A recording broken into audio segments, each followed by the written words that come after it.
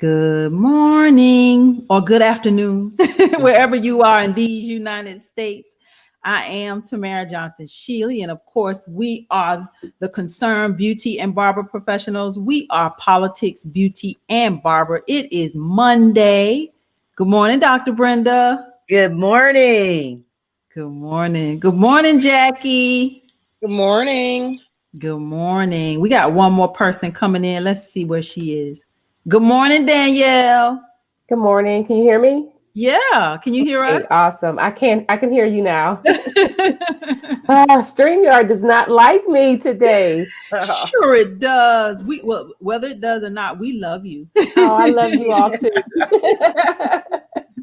Glad to be here. Glad Yes, to be here. ma'am. Good morning. Good morning. How's the weather over in PA? How is the COVID in PA? What's going on with our industry in PA? Oh man, the weather. Well, where I'm at in Erie, the weather is fluctuating. So I may sound stuffy. My allergies are not acting right today, but it's been pretty warm. It's fluctuating. No snow, thank God, no snow. But as far as the industry, people are back to work. People are working. I'm not totally sure about the numbers. They haven't really been bringing out a whole lot of reports, but they're really pushing for the vaccine. They're trying to really encourage people to get the vaccine here. And I believe they've even started to offer a trial period for pediatrics as well. So that'll be interesting to see. Yeah. Yeah. So they're opening up to the kiddies, which, I mean, I don't know. You have to do what's best for you and your family. But I just, it's so early. And and then with the different types of vaccinations, I'm hearing that there's different side effects with each type of vaccination. And then I just feel like there's just not enough information on the side effects.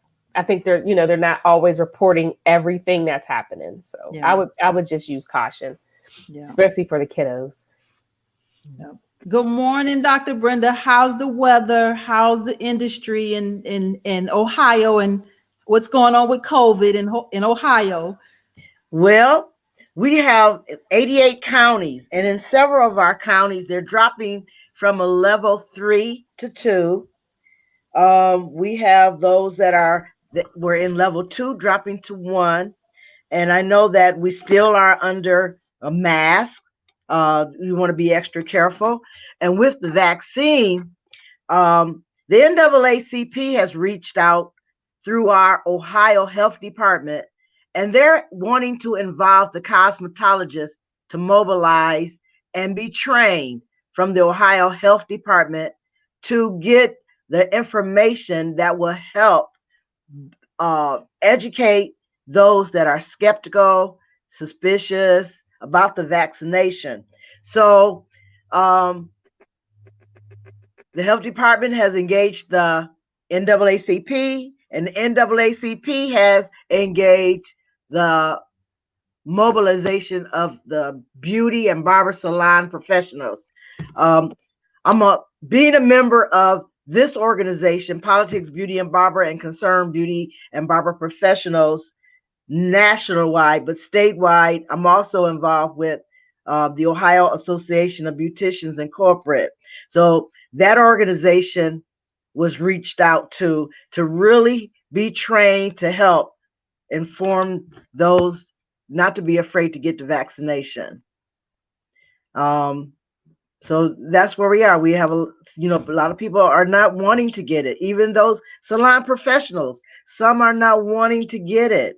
But I think with the education and understanding of it, the science, it should be proving effective that we can be victorious with the vaccination.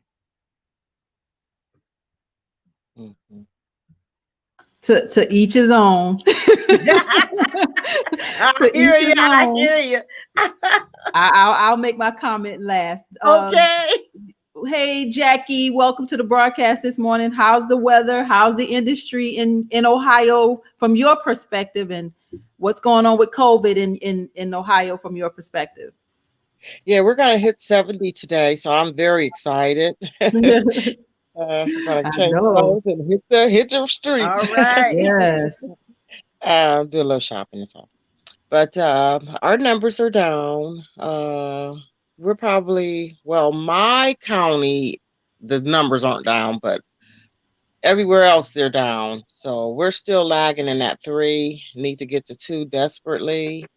My county has done a really great job with vaccinating and getting the information out to the people, and it's a lot of vaccinations have gone on in my county. Um, I ended up getting my first vaccination, so I did okay. I don't feel any different or anything. I just felt like I was so exposed to so many people coming in. I just had to do it. It was, you know, a lot of new people are showing up. I don't know them, so I decided to go ahead and do it. And I didn't want to, but with all the people I was exposed to, I just decided to do it. So it's pretty much where I'm at with things. And Okay. Okay. You know, the vaccine is an individual choice. It is I believe it's an individual decision. I won't tell anybody what to do. I am here in the state of Georgia, and I personally will not be taking the vaccine.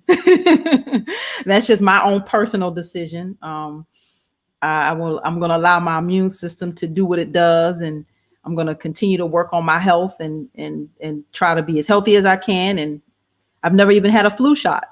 So I didn't want to start with getting a COVID vaccine. So that is my own personal decision. That's the decision in this household.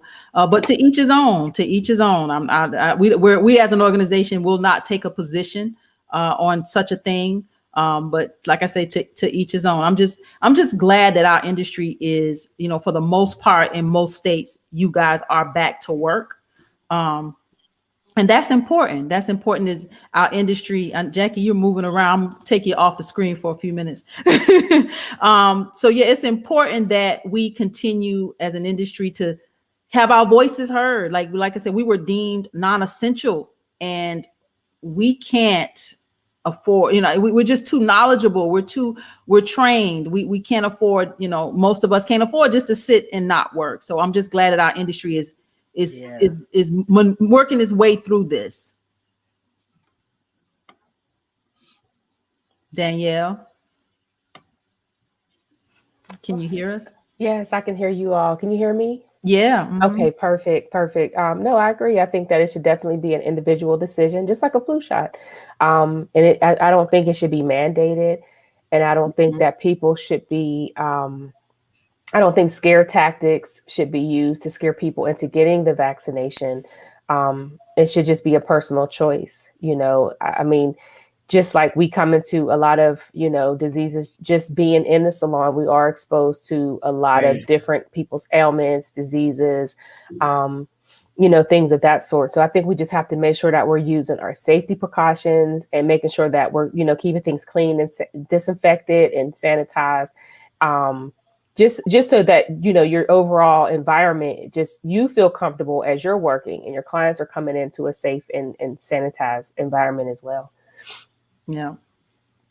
Yep. And that's really all we can do. That's, you know, like I say, it becomes an individual choice. It's an individual decision. Right. And that's the thing that I think, right, you know, as an American, I really appreciate the fact that we have choices in this country, you know, for the most part. You know, there's some things we don't have choices with, but, you know, for the most part, this is a free nation, and we are able to, you know, do or not do. And that's the beauty of being an American and living right here in these United States. right. I don't think, you know, and like I said, I don't think people should, you know, judge people if they do decide to get the vaccination. But I also think that you know, if those of us that choose not to do it, we shouldn't be judged either or made to feel like an outcast. We still have freedom of choice, like you said, at this time. Yep. And we just have to take. I went to an event on Sunday, and it was a crowded event, you know, and I just didn't feel as, you know, comfortable. It was very crowded. It was seating, but there was like half the people were wearing masks and half weren't. And the doors were open. I was glad about that. And there was an airflow. So I just stayed by the door. And I wore my mask, and I felt better. You know, I just didn't, you know, I'm just kept protecting myself. All you can do is protect yourself. And I was protecting myself, and that's all we can do. That's all we can do. And I think, this conversation about should or shouldn't we take the vaccine, like I said, I do believe it's a personal decision. It If is you a take it, personal. that's you. If you don't, that's you too. Right. Yeah. It's kind of like in our salons, it's like politics, religion, Mhm. now the vaccine, do we talk about it? I mean, are we talking about this in the salons with our clients? Are they talking about it? I don't know, Jackie, you're still in the salon. Are they talking about it in the salons? Unmute. We can't hear you. Yes, we do talk about it in the salon. They'll come in and say, "Oh, I got my first shot," or "I didn't get my shot yet," or they'll let you know. So I wasn't aware that the NAACP had reached out to the cosmetologists. So, I think that we are so important in spreading the information. The Walgreens, which is just like barely 500 feet across the street from where I work at, they've been doing the vaccinations. So it's, they came to me. So, I let a lot of, community people, customers, everybody know, hey, go over there and get your vaccination. So we're very important. When they want to let something get out there, they come straight to us first. Yeah. That's the influence that our industry has, over over our clients, because they trust us. They trust us. So that is, that's who we are. That's who we are. And with questions that people will ask whether to get it or not to get it, it's important that if they're talking about the science and the understanding of it, then giving the proper information or the correct information to a person, to our clients, that might be helpful in their choice, because it is a choice that if they want to get it or not get it. But we want to talk about it with understanding, and that's the reason why the Ohio Health Department is wanting to get information out so that people will know how to talk about it and what's behind the science of it. Yeah. Yeah, and there's a lot of information on the internet available to those that want to go down one rabbit hole or another. Because you're going to see some I hear information you. that says this and that, what this particular shot has in it, what that particular shot has in it. It just depends on what you choose to believe, and where and like I say, for me, I trust my body. I trust God, number one, and I trust my own body. So I'm very aware of my body, and like I said, I've never even taken a flu shot. So I don't want to, I'm not interested. and in my household, my younger son, I believe he probably had COVID when we didn't know what COVID was. He was not well. So I know that I've been exposed. My oldest son did have COVID, and I was exposed again. So I didn't have any symptoms. I do the things that I do to stay healthy. I drink a lot of, I drink my teas. I take my vitamins. I'm doing all the things that I'm very conscious about what I eat. So I'm doing all the things that I do to take care of myself, and I'll let my body take care of me. So that's just, my way of combating this COVID season. Like I said, I just didn't, like when I went to that event, I really didn't feel comfortable with half the people in there not wearing a mask. I'm like, I still didn't feel comfortable with that. I think I will continue, of course, to wear my mask probably for quite a long time. I'll continue to wear my mask because that gives me more comfort than me getting a shot. The mask is like, okay, I'm protecting myself. And I'm washing my hands. I don't get too close to people. And if I was thinking about somebody that I know, that some people that I'm going to visit, and I'm like, I'm going to want to hug somebody. So I'm just going to hold my breath and hug them anyway. So I think we just we figure out what works for us individually. Yeah. Yes, I agree. Yep. Yep. Well, let's dive into some House bills, everybody. How about that? Some state and Senate bills, and let's see what's going on. Dr. Brenda, you got a couple bills in your of a bill in your state you can mention this morning. Okay. Yes. Last week, one of the senators introduced Senate Bill 133, which is a reduction of educational hours in the beauty school and the barber school. Our cosmetology holds 1,500 hours in Ohio. They want to reduce that to 1,000 hours. For a barber, it's 1,800 hours, and they want to reduce it to 1,000 hours. For they want to reduce also bills that would that's concerning natural hair. If you have a hair license, design license, they want to reduce that to 400 hours. There's a lot. The bill has been analyzed already. I'm beginning to send it out to the state members, beauty and barber. We have to really kind of know exactly what's going on in the bill, because there's a lot of different things going on into this bill. It's almost too much for me to just line by line. But there is the cosmetology, if they reduce the hours to 1,000 hours, and then another part is reducing it to 400 hours, and the barbers are being reduced to 1,000 hours. I think it's going to devalue their education.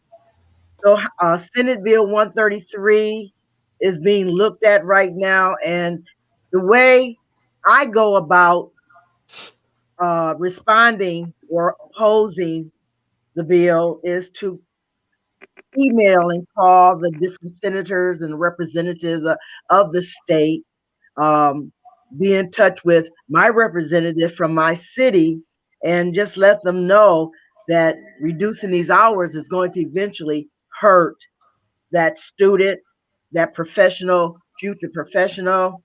And the beauty industry, they just need to really be staying on top of what's going on at the state legislation and at the state board. Yeah, and that's what we've been, as politics, beauty, and barber, those that are members of our organization. This is what we do.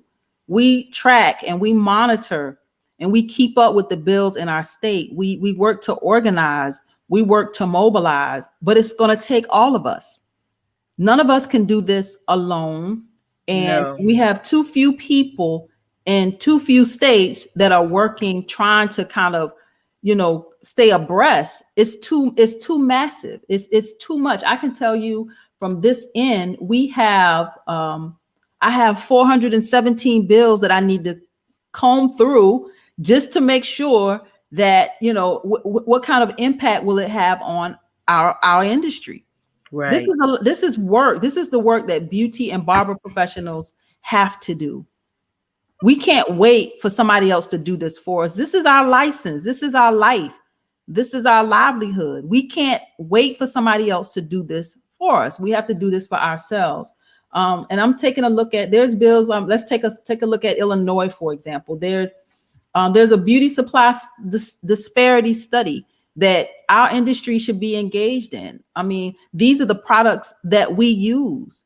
These are the products that we're being exposed to day in and day out. How can there be a supply disparity study or any kind of study specific to our industry, and we're not engaged in the process, and we're not engaged in the conversation, and we don't have a seat at the table? I agree. I hate to get on my soapbox. Yeah, but it's very, what you're saying is correct. We should be engaged in the process, especially organizations, state organizations, national organizations. We should be a part of that process, because we know more about what's going on and how it's going to affect us than the legislators and those that present those bills. And a lot of times those bills are presented for another type of motivation. It's most of the time it's corporate. It's money. It's corporate and it's money. They want the money Yes. that you make for it. Let me give you another example. Indiana. There's a bill over in Indiana that talks about eyelash extension specialists. So, this sounds like more of something that our estheticians should be doing. So why are we now, going to have this whole specific lane or category or licensure for, eyelashes? Like, this is something that our estheticians have been doing. This is their lane. Yeah. So, we need to have a seat at the table in Indiana, and we need to, where are our estheticians? Where are estheticians around the country that they should be outraged? Right. They should be outraged that, they're taking parts and bits of our industry and creating their own lane off of services that you are trained to do. And only you that are licensed estheticians should be trained, should be providing these services. Exactly. If it happens in one state, it's going to eventually trickle down. Other states going to follow the lead, and corporate is trying to take over. Over in Texas, we talked about this morning for our Monday school, that the TDLR, the Texas Department of Licensing and Regulations, they are, there's a bill to eliminate them? Like, we need to take a look. Do you want to get rid of the whole board? Like, what is going on in Texas? Just get rid of the whole board for our industry. This is where we have to stay abreast of what is happening across the country. Most definitely. Danielle, you want to jump in? I was just thinking that Dr. Brenda may have to repeat that and say it louder for the people in the back. I wish they hear me.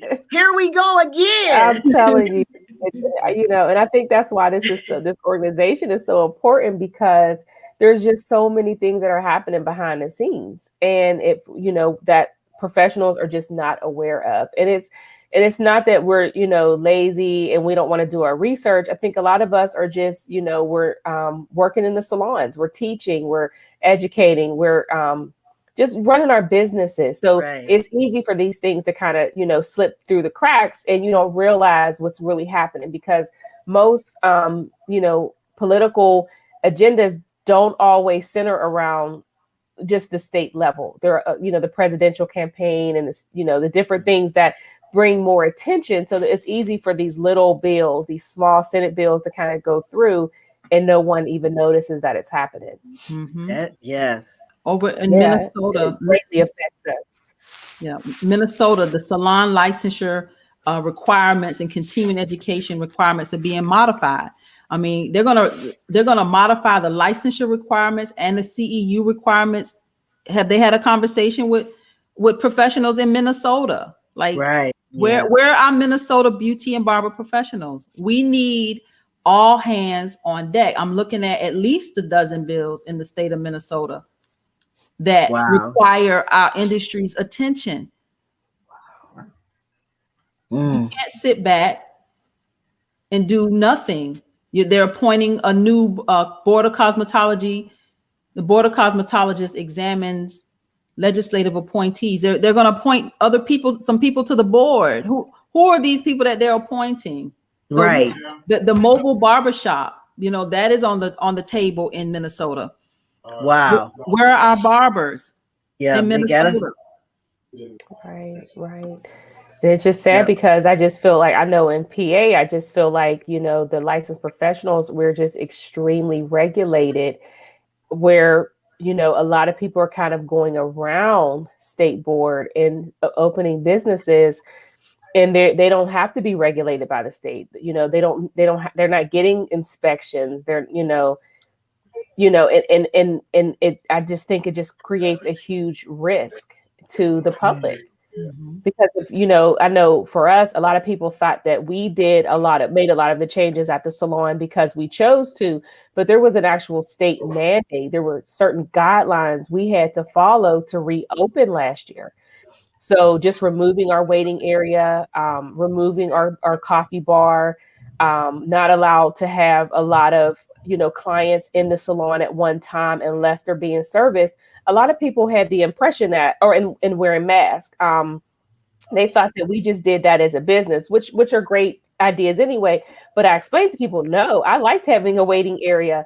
I Yeah. liked having our coffee bar. Those were amenities that we offered to our clients that we had to remove. So we had to physically go in and like redesign the salon to be open, and especially in case state board just happens to show up that day. And when you have businesses that aren't being regulated, and don't get me wrong, it was a little bit of a hassle, but once you look at the big picture, it is a safety precaution. You want people to feel safe. I want to be safe. My employees want to feel safe. But when you have a business that's not being regulated, it all bets are off. You're at the mercy of whatever that business decides for that day or during that time. In Mississippi, there's a House bill over in Mississippi that talks about wigologists. So those that are making wigs in the state where it was protected under the licensure, everybody can't make wigs. Now they're going to repeal that in Mississippi. So there's even the retailing that you want to do. Like, there's a lot of our professionals that make wigs and know how to make wigs. And that is, part of our licensure. That is part of what we do as professionals. And they want to repeal that part of the industry. So, wow, that's interesting, Tamara, because a lot of cosmetologists, hairstylists, even barbers, they had to, really pivot their businesses during shutdown and started offering, wig services, custom made wigs, man weaves, and lace beads. This was a really lucrative business for a lot of professionals that had to close their businesses but still generated income, and now that's being, so we have to pay being taken away. Now that was like you said, that was another stream of income for us as professionals, and now they're saying no, you don't have to. This doesn't have to be a part of your licensure. Anybody can do this now. Right. Yep. Threading as well over in Mississippi. Remove threading and makeup artistry from regulation. So anybody can do makeup and anybody can do threading. They don't want to have any, barriers to quote unquote entry. So there's bills that are totally affecting us. Exactly.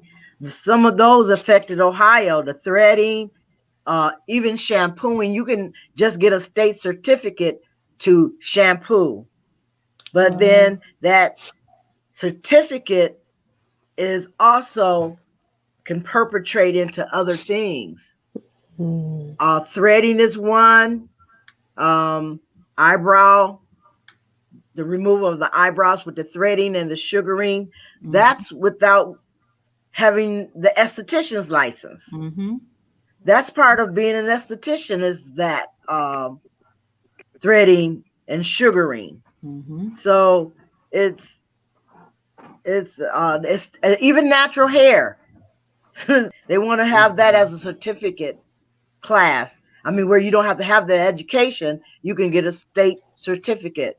And that bill will be introduced again as well, because it was in the last session. And once it doesn't pass, they die, and then they reintroduce those bills again.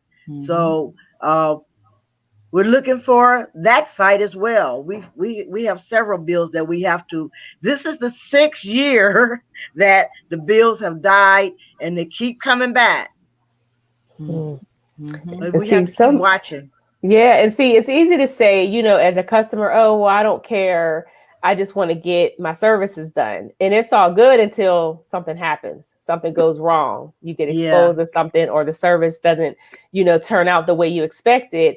Or do these businesses have insurance? Like I said, who's checking who's regulating these businesses to make sure that things are going to be ran the way they should be? Well, a lot of salons are not. And that's how. Go ahead, Jackie. My insurance company sent me a letter and told me they're not going to be responsible for anybody that comes down with the COVID. Literally. Yeah. So we are the Concerned Beauty and Barber Professionals. We are Politics, Beauty, and Barber. If you don't know who we are, please go to our website, look us up. We've been around. We've been stomping these grounds for the beauty and barber industry for since 2011. November will be actually 10 years we've been doing this. We haven't stopped. We've just been diligent. We've been consistent. So please go to the website, politicsbeautybarber.org. Be a part of what we're doing. Join us. We have Industry Day coming up. Danielle, you want to shout us out for Industry Day? Oh, I'm super, super excited. We're hosting our first virtual Industry Day. And I just think that is just super awesome because a lot of us have really gotten used to living in this virtual space, just really operating, virtually. So I think it'll be a great opportunity for people who normally wouldn't be able to travel and attend to come hang out with us all day. We have a full packed day full of great things, learning opportunities, and so much more. So stay tuned. Yep. Stay June 14th. Mark the calendars. It's on the website, politicsbeautybarber.org. You can register. You can be a part of what we're doing. Join us.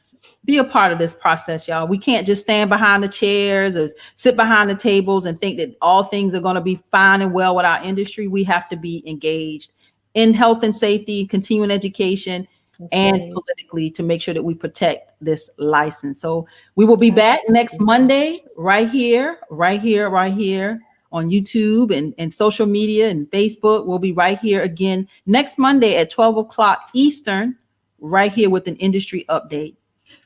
Thank you, ladies. Thank you, professionals. Thank you so much. You're Have a great welcome. day, ladies. Have a great day.